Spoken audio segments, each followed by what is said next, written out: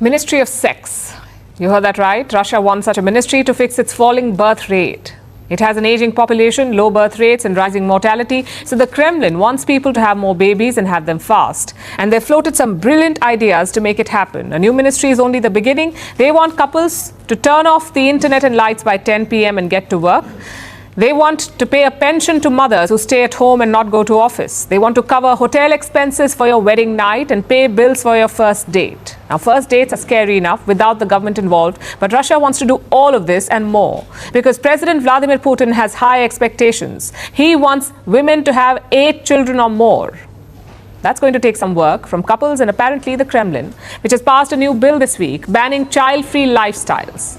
It outlaws any form of so-called propaganda which promotes the refusal to have children. This includes material on the internet, in media outlets, in movies, in advertisements. Basically anything that promotes a lifestyle without children is banned. Violators will be subjected to fines, about $4,000 for individuals and $50,000 for legal entities. Now, if you know Russia even a little bit, you know that they're acting out. Much like with human beings, when countries act out, it is usually out of fear.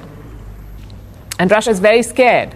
Over the past decade, they have seen a continuous demographic decline. Russia is home to some 145 million people. That's smaller than their population in 1991, when the USSR broke up, when the Soviet Union collapsed. And this year, it is expected to shrink further by 500,000. This poses a threat to the country's economy and social fabric, so the Kremlin is throwing money and bizarre sexual ideas at the problem.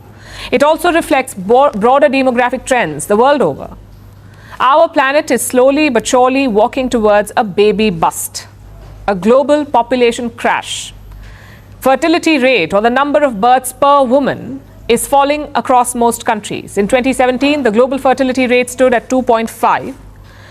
By 2021, it was down to 2.3, and now it is 2.1. What is the ideal rate? 2.2. So we are below the ideal rate. 2.2 is also called the replacement rate, the rate of births per woman, which keeps the population stable. The world average is lower than that. So the number of births is falling. What are countries doing about it? They've already curbed women's rights in more ways than one. They have failed to ensure the safety of women. They have judged and controlled women's bodies. They have certainly not made it easy to have or raise children. And now they are cajoling women like they are children so that they can have more children. This is what most countries do. They first try to bribe women, like South Korea did.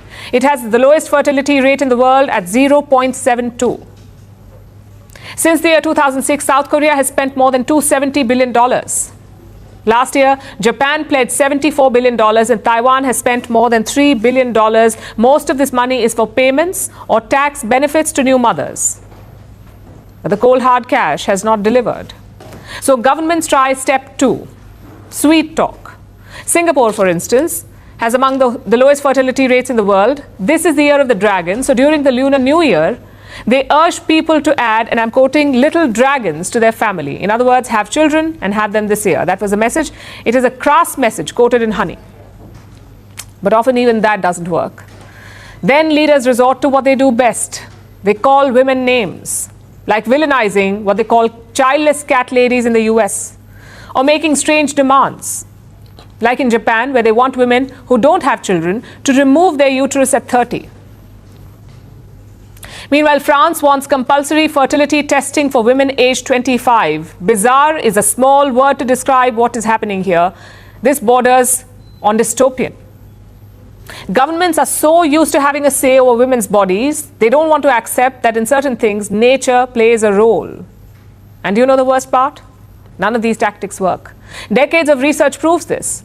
People will not have children because you push them to. They will not have more children if you entice them with payment or fertility tests or bans on so-called child-free propaganda, and certainly not with public shaming.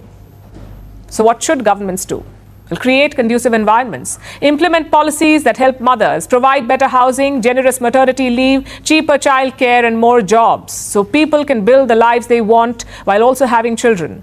About time governments get their act together, do their research, and stop acting like nosy neighbors pushing women to have children.